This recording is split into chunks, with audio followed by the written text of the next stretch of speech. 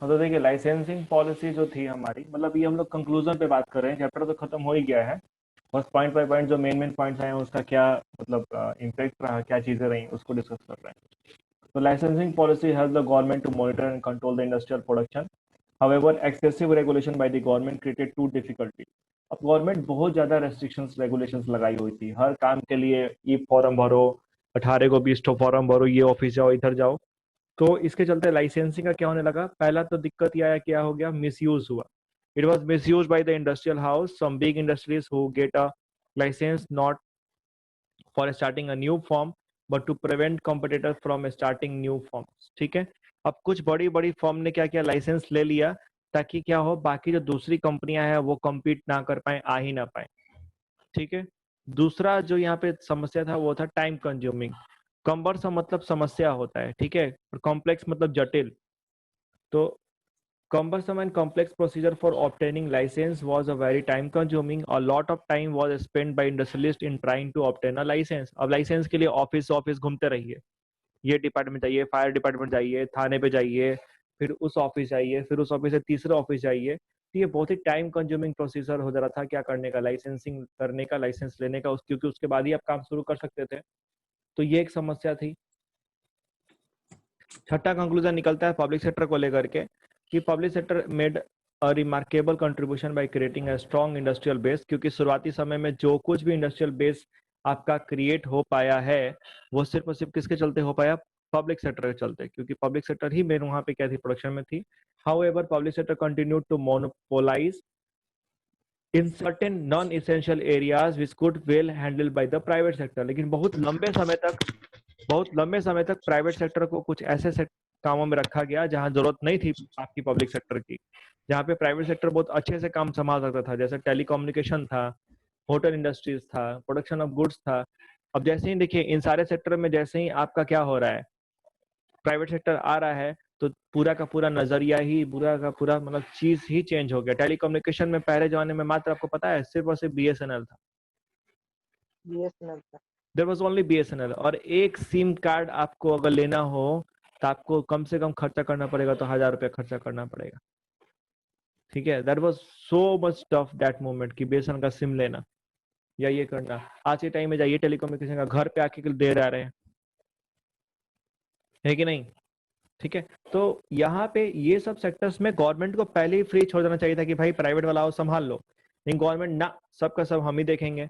ये बहुत बड़ा प्रॉब्लम था गवर्नमेंट का। ठीक है, as a result precious funds of public sector, जो बहुत पैसा था पब्लिक सेक्टर के पास, channelise into area where private sector could have been easily engaged. तो जो पैसा लगाना चाहिए था दूसरे चीजों में, स्ट्रेटेजिक कामों में, पढ़ाई में, शिक्षा में, आपका रोड कंस्ट्रक्शन में, वो पैसा फालतू का जाकर टेलीकम्युनिकेशन में लग रहा था, क्योंकि यहाँ तो प्राइवेट वाला संभाल ही सकता था। लेकिन गवर्नमेंट क्या बोली, नहीं सब में हम आएंगे, होटल भी हम ही बनाएंगे, टेलीकम्युनिकेशन में हम भी आएंगे। तो फिर यहाँ समस्या हो गया, फंड सही तरीके से उसका अलॉटमेंट नहीं हो पाया, सही जगह पे नहीं लग पाया। Many public sector firms also incurred huge losses but continued to function because of difficulty of closing a government undertaking. अब देखो समस्या इतना बड़ा था ना गवर्नमेंट के सामने कि अगर उसने एक कंपनी ओपन किया, गवर्नमेंट कंपनी चला, ठीक है, और जैसे बीएसएनएल ही है अभी के टाइम में, तो it is making continue losses, नहीं चल रहा है। लोग अब बीएसएनएल का सिम रखते हैं, फोन यूज कर रहे हैं। बताइए आप लोग, क्या बीएसएनएल का आप सुन रहे हैं आजकल लोगों के फोन में देखते हैं बीएसएनएल का सिम? नहीं। लेकिन अब सरकार इसको ढोएगी, क्यों ढोएगी, क्योंकि सरकार बोलेगी कि जो इसके एम्प्लॉयज वो कहाँ जाएंगे, बिना खाए मर जाएंगे। ठीक है, तो ये बहुत बड़ा समस्या था कि अगर लॉस बना भी रही है पब्लिक सेक्टर अंडरटेकिंग तो गवर्नमेंट उसको बंद नहीं करती थी, क्योंकि बंद करने का मतलब ये हो गया कि जो उस काम पे डिपेंडेंट लोग हैं उनका घर बार कैसे चलेगा। ठीक है, प्राइवेट में ये चीज नहीं होता है, लेकिन गवर्नमेंट में सोचना पड़ता है। फिर बोला the monopoly of public sector in such non-essential areas was criticized by many scholars. According to them, the role of public sector should be limited to strategic areas like national defense, and private sector should be given the opportunities for non-essential areas. बोल रहा है ना कि जो राष्ट्रीय सुरक्षा का मामला है, जो हेल्थ का मामला है, जो शिक्षा का मामला है, इसको देखना चाहिए किसको, पब्लिक सेक्टर को। बाकी सब काम किसको दे दो, गवर्नमेंट को, प्राइवेट सेक्टर को। आप अगर किसी भी डेवलप्ड नेशंस को देखेंगे, अमेरिका देख लो, कनाडा देख लो, यूरोप देख लो, ठीक है, जितने भी देश हैं यूरोप में, सब जगह पे क्या है कि जितना स्ट्रेटेजिक डेवलपमेंट का काम है, यानी कि जैसे सेना है, रक्षा का काम है, ठीक है, जो एजुकेशन है और जो हेल्थ है, ये कौन देखती है? गवर्नमेंट। प्राइवेट प्राइवेट नहीं सेक्टर। देखती है, गवर्नमेंट देखती है। ठीक है, कनाडा में लोग जाके सरकारी स्कूल में पढ़ता है, प्राइवेट स्कूल में नहीं पढ़ता है, ये कॉन्सेप्ट सिर्फ इंडिया में है। उसके अलावे बाकी जितना काम है नौकरी का, प्रोडक्शन का, वो सब कौन देखता है? All are done by the private sector. Private. ठीक है, तो वो लोग बेहतर हैं, ठीक है। हमारे यहाँ शिक्षा गोबर, हेल्थ मेडिकल फैसिलिटी गोबर, देख ही रहे हैं, ठीक है। और उसके अलावा नेशनल डिफेंस बचा हुआ है, ठीक ठाक है। इस मामले में थोड़ा सा गवर्नमेंट सजग है, बाकी तो सब मतलब कि पूरा का पूरा चौपट्टी है हमारे यहाँ। तो और बाकी प्राइवेट सेक्टर को भी सही समय पे अपॉर्चुनिटी नहीं दिया गया, जब जरूरत थी चीज़ों की तो नहीं, ठीक है। तो यहाँ पे समस्याएं हैं। According to some economics, public sector is not mean for earning profit but to promote the welfare of the nation, so they should be evaluated on the basis of their contribution to welfare of people, not on profit they earn। तो कुछ economics का कहना था कि सरकार जैसे हल्ला करती है कि फलाना कंपनी हमारी बहुत प्रॉफिट में चल रही है, तो उनका ये कहना था कि सरकार को ये चीज नहीं बोलना चाहिए कि मेरी कंपनी प्रॉफिट में चल रही है। सरकार का ये होना चाहिए कि वो लोगों के वेलफेयर में कितना कंट्रीब्यूशन कर रहा है, क्या लोगों का वेलफेयर बढ़ रहा है कि नहीं बढ़ रहा है। सरकार का मुनाफा बढ़ रहा हो, सरकार की तिजोरी में पैसा ही आ रहा हो, लेकिन लोगों का वेलफेयर अगर ना बढ़ रहा हो, तो फिर क्या जो विकास हो रहा है या जो फैक्ट्रियां डेवलप हो रही हैं उससे कोई फायदा है? नहीं। तो चैप्टर का कंक्लूजन क्या कहता है? The progress of Indian economy in 3 sector can be summarise as under. Agriculture में क्या रहा? इंडिया बिकम सेल्फ सफिशिएंट हो गया फूड प्रोडक्शन में ड्यू टू ग्रीन रेवोल्यूशन। किसके चलते? ग्रीन रेवोल्यूशन के चलते। और जो जमींदारी सिस्टम था ये क्या हो गया आपका? खत्म हो गया लैंड रिफॉर्म्स में। इंडस्ट्रीज में क्या हुआ? Industries become far more diversified compare to the situation as independence. Excessive government control prevented their growth. तो इंडस्ट्रीज अपने आप तो खुद आगे बढ़ी ही, लेकिन गवर्नमेंट का जो एक्सेसिव कंट्रोल था या रेगुलेशन था इंडस्ट्रीज के ऊपर, इसके चलते उनका ग्रोथ क्या हो गया? जिस हिसाब से होना चाहिए उस हिसाब से नहीं हो पाया, ठीक है। Many economics were dissatisfied with the performance of public sector enterprise। जो PSUs थे, पब्लिक सेक्टर एंटरप्राइज, इनके परफॉर्मेंस से बहुत से इकोनॉमिक्स खुश नहीं थे, क्योंकि ये लोग कंटिन्यू क्या कर रहे थे? बहुत ज़्यादा लॉसेस बना रहे थे, ठीक है। ये प्रॉब्लम था, इसलिए इनको बाद में हटा दिया गया था, बहुत से कंपनी को बेचना पड़ गया गवर्नमेंट को। और अगर ट्रेड की बात करें यानी फॉरेन ट्रेड की, तो हमारा जो पॉलिसी था क्या? Inward looking trade strategy. So we fail to develop a strong export sector. अब दिक्कत क्या हो गया? गवर्नमेंट जो थी बेचारी हमारी, तो वो इम्पोर्ट रोको इम्पोर्ट रोको इम्पोर्ट रोको उसी पे काम करते रह गई, उसने एक्सपोर्ट पे फोकस नहीं किया ठीक से। उसको करना चाहिए था कि इम्पोर्ट रोको, लेकिन एक्सपोर्ट को क्या करो? बढ़ाओ। एक्सपोर्ट को जितना बढ़ा सकते हो बढ़ाओ, तब ना फॉरेन करेंसी का फ्लो भी होगा। मान लीजिए कि आप बोलते हैं कि सेविंग करो सेविंग करो सेविंग करो। हमारे यहाँ जो लोग बात करते हैं कि लोग नौकरी करते हैं, पैसा कमाते हैं, तो क्या करते हैं? They believe in saving, right? ज्यादा से ज्यादा सेव करना चाहिए। तो अरे बाबू, अगर सेव करना चाहिए तो सेव तो करोगे ही, ठीक है, तुम खर्च अपना घटा रहे हो, लेकिन तुम इनकम भी तो अपना बढ़ाओगे ना, कि नहीं बढ़ाओगे? बढ़ाओ। ठीक है। तो हमारे यहाँ प्रॉब्लम था, गवर्नमेंट चिल्लाते रही कि नहीं आपको दूसरे देश से नहीं खरीदना है, लेकिन ये नहीं बोले कि हम खरीदेंगे नहीं, हम दूसरे देश को बेचेंगे, ठीक है। ये यहाँ पे जो माइंडसेट चाहिए था वो गवर्नमेंट नहीं ला पाई। The domestic producers were protected against the foreign competition in order to gain self-reliance. However, they did not give the incentive to improve the quality of goods they produce। ठीक है, जैसे आज के समय में ही बहुत हल्ला हो रहा है। एक कंपनी है हमारी, कौन कंपनी है?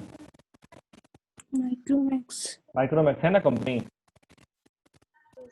ठीक है। It's a Indian company, right? पूरी तरीके से देसी कंपनी, इंडियन कंपनी है, ठीक है। अब इसने मोबाइल बनाया, इसने टेलीविजन बनाया, क्या गवर्नमेंट ने इसको कभी प्रमोट किया? माइक्रोमैक्स को क्या कभी कोई इंसेंटिव दिया? क्या नहीं। कभी गवर्नमेंट बोले कि आप बहुत अच्छा काम कर रहे हैं तो हम लोग अपने तरफ से आपको 100 करोड़ रुपया अलॉट कर रहे हैं ताकि आप अपने प्रोडक्ट को इम्प्रूव कर रहे हैं और इंडिया के लोग सिर्फ और सिर्फ माइक्रोमैक्स का ही सामान खरीदेंगे? क्या गवर्नमेंट ने कभी ऐसा इनिशिएटिव लिया? नहीं लिया। अब इसके चलते क्या हुआ कि डोमेस्टिक प्रोड्यूसर कोशिश तो किए, लेकिन वो फॉरेन कंपटीशन को झेल नहीं पाए। माइक्रोमैक्स जब आई थी तो बहुत अच्छा चली थी मार्केट में, लेकिन जैसे ही सैमसंग ने अपना सस्ता जोन का फोन उतारना शुरू किया, माइक्रोमैक्स क्या हो गई? कहानी खत्म माइक्रोमैक्स का। कैसे भी हिलडुल के चल रहा है लेकिन कहानी खत्म है। The need of reforms of economic policy was widely felt। अब इसी के साथ साथ चूंकि सब चीज उलट पुलट हो चुका था, इंडस्ट्रियल सेक्टर पूरी तरीके से चौपट हो गया था, कंटिन्यू हम लोग लॉस मेकिंग कर रहे थे, तो अब फील हुआ कि इकोनॉमिक रिफॉर्म्स लाना चाहिए, यानी कि आर्थिक सुधार की जरूरत है। 1990 आते आते ये जरूरत फील होने लगी थी सरकार को कि क्या करना पड़ेगा, आर्थिक नीति को बदलना पड़ेगा, राइट? कि इस तरीके से काम नहीं चल पाएगा। और इसी के साथ आपका न्यू इकोनॉमिक पॉलिसी इंटर मारता है 1991 में, न्यू इकोनॉमिक पॉलिसी, जिसमें आप पढ़ेंगे एलपीजी के बारे में, लिबरलाइजेशन, प्राइवेटाइजेशन एंड ग्लोबलाइजेशन। ठीक है, जिसका थोड़ा बहुत किसी क्लास में आप 8वां 9वां 10वां में कभी ना कभी तो सुने ही होंगे, सुने हो लोग? Yes sir. ठीक है, तो हाँ, तो अगला जो हमारा चैप्टर है वो आपका एनईपी पे बेस्ड है, न्यू इकोनॉमिक पॉलिसी। ठीक है, ये जो चैप्टर था यानी इंडियन इकोनॉमी ड्यूरिंग 1950 टू 1990, पूरा का पूरा यहाँ पे क्या होता है, समाप्त होता है। ठीक है, तो सर हाँ बोलिए। सर सनराइज इंडस्ट्री क्या होता है? क्या चीज? Sunrise industry. Sunrise? Yes sir, दिया हुआ है बुक में। बुक में क्या दिया हुआ है? Sunrise industry? Yes sir, growth of sunrise industry. Sunrise industry कहाँ दिया है? सर मेरी बुक में दिया हुआ है। एक सेकंड, कौन सा बुक है तुम्हारा? सर टीआर जैन का। सनराइज इंडस्ट्री, सनराइज इंडस्ट्रीज कोई स्पेशल मीनिंग तो नहीं दिख रहा हमको।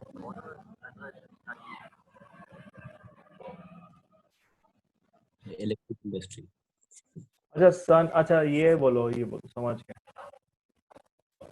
जो ये तुम्हारा सनराइज से जो इलेक्ट्रिसिटी जनरेट करने का, वही ना? देखो बेसिकली, यस सर। एक्चुअली देखो, वो सनराइज इंडस्ट्रीज का मतलब यहाँ पे होता है कि जो नया नया सेक्टर है ना इंडस्ट्रीज का, ठीक है, मतलब जो न्यू काइंड ऑफ इंडस्ट्रीज है, ठीक है, उसको कहते हैं क्या चीज? Sunrise industries. अब अपना सेंटेंस बोलो तो। सनराइज इंडस्ट्री, नहीं नहीं, ग्रोथ ऑफ सेंटेंस बोलो। Sunrise industry. Growth of sunrise industries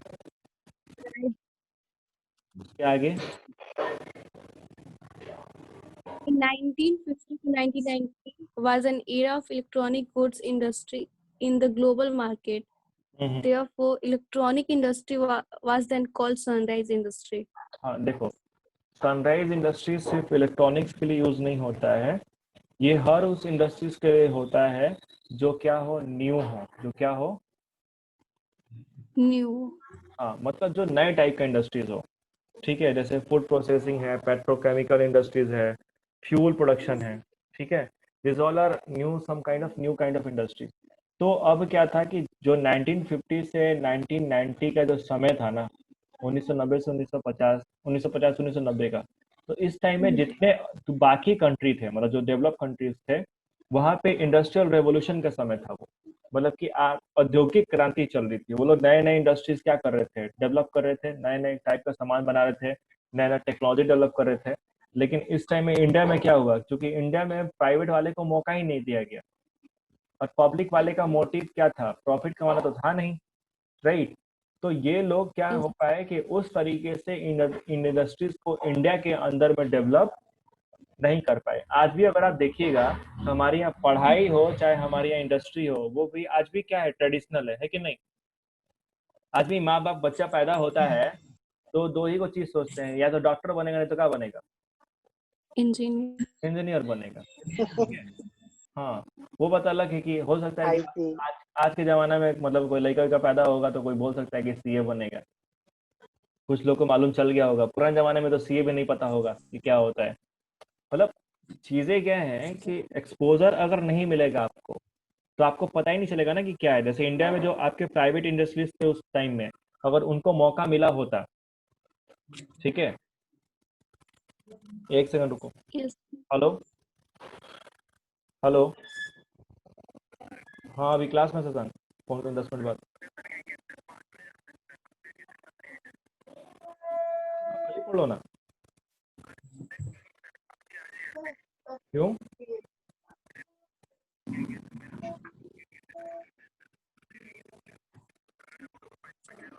अच्छा, ठीक है, चलो तो आते हैं कल। ओके, ठीक। हेलो, हाँ जी, Yes. समझ Yes, गए, sir. समझ गए sunrise industries. Yes, sir. Sunrise का यहाँ पे इलेक्ट्रिसिटी से लेना देना नहीं है। सनराइज का मतलब हर वो इंडस्ट्रीज जो मार्केट में क्या हो, नया हो, No. ठीक है, या रिलेटिवली न्यू। रिलेटिवली न्यू मतलब कि जो ट्रेडिशनल इंडस्ट्रीज हैं उनके मुकाबले वो क्या है, नया है, ठीक है, ये चीज ऐसे। अच्छा, जो क्या करते हैं, जो सनलाइट के थ्रू हम इलेक्ट्रिसिटी जनरेट करते हैं उसको क्या कहते हैं? नाम भूल रहा हूँ, मेरे दिमाग से निकल रहा है। Sir, क्या? Solar energy, Solar energy. That is solar energy, ठीक है। वही बोले सनराइज, सनराइज इंडस्ट्री कहाँ से सोलर इंडस्ट्री हो गया? सनराइज जो कि क्या हो, नया हो। समझ में आ गया? क्या रिया, Yes. क्लियर हुआ कि नहीं हुआ? आवाज आ रहा है मेरा? Yes, sir, हो गया. Yes, sir. ठीक है, तो इसी के साथ 1950 से लेके 1990 का कहानी क्या हो गया है, खत्म हो गया है।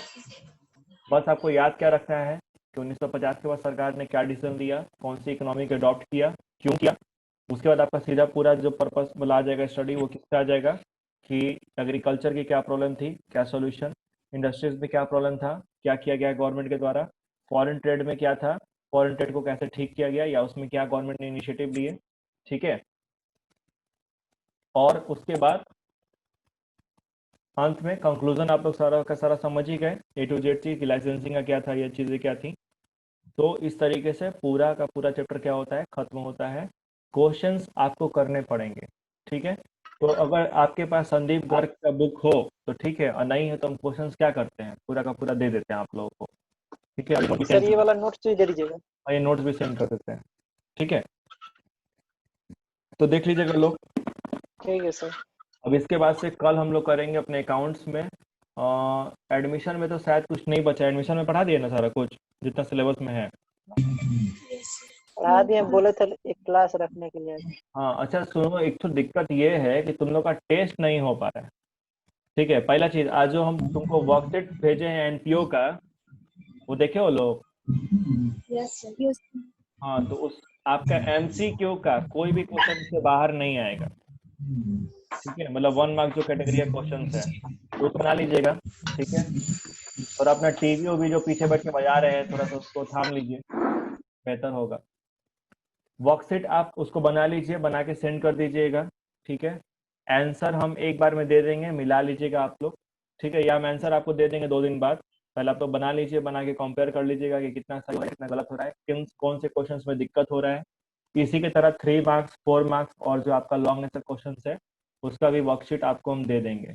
रहा बात टेस्ट का, तो टेस्ट में समस्या ये है कि देखो, ऑब्जेक्टिव टेस्ट तो तुम लोग दे लोगे, यूआरएल सेंड कर देंगे लिंक के थ्रू, लेकिन सब्जेक्टिव का भी तो टेस्ट लेना पड़ेगा ना, तो इसके लिए कोई व्यवस्था हम लोग को लगाना पड़ेगा। अब अगर आप लोग थोड़ा ईमानदारी दिखाइएगा तो हम एक टेस्ट आप लोग का ले सकते हैं। अब भाई मानी कीजिएगा तो बेकार है टेस्ट लेना, क्या बोलते हैं? हाँ सर ठीक है Please, सर। yes, sir. ठीक है, क्योंकि हम आपके सामने बैठ के आपसे टेस्ट नहीं ले सकते हैं, आपको घर पे दे करके उसके बाद हमको सबमिट करना होगा। तो आप अगर ईमानदारी नहीं दिखाएंगे, किताब से छाप लिए, कॉपी से छाप लिए, तो फिर बेकार है। वो टेस्ट देना नहीं देना सबका सब क्या हो जाएगा, बराबर हो जाएगा, ठीक है। तो अपने आप को रेडी रखिए। एनपीओ में आपको पूरा का पूरा पढ़ना है, तो एक एक पर्सपेक्टिव समझ जाइए, एक एक क्वेश्चन उसका बना जाइए, ठीक है। जो सिलेबस में है उसको इतना डिटेल में आपको पढ़ना पड़ेगा कि कुछ भी है तो बना लो, क्योंकि पेपर हो सकता है कि डिटेल्ड हो जाए। सिलेबस अगर कम हुआ है तो जो इतना गिवन टॉपिक है उसी में से डिटेल से क्वेश्चन पूछ देगा, है ना। तो उस हिसाब से रेडी रहना पड़ेगा, ठीक है। तो चलिए आज का क्लास यहीं पे क्या करते हैं, खत्म करते हैं, और ये नोट्स हम आप लोग को दे देंगे। इसको आप लोग देख लीजिएगा, जो जो डिटेल नोट करना होगा कर लीजिएगा और फिर क्वेश्चंस कर लीजिए, फिर आगे निकल जाएंगे। ठीक है, इसके बाद फिर देखिए मनी बैंकिंग तो हट गया है ना, आपका सिलेबस में देखना पड़ेगा, मनी तो हटाया है। मेरे से थोड़ा बहुत हटा है। हाँ, जो हटा है वो नहीं करेंगे, बाकी जो है वो तो करना ही है। ठीक है, अब हम लोग एक मैक्रो से एक इंडियन इकोनॉमी ऐसे ही चलेंगे। ठीक है, इकोनॉमिक्स में, और अपना अकाउंट्स इधर कवर करते रहें ताकि दोनों साइड हम लोग का इक्वल बैलेंस बना रहे। ठीक है, चलिए फिर क्लास ओवर करते हैं। Bye bye all. हाँ। ओके।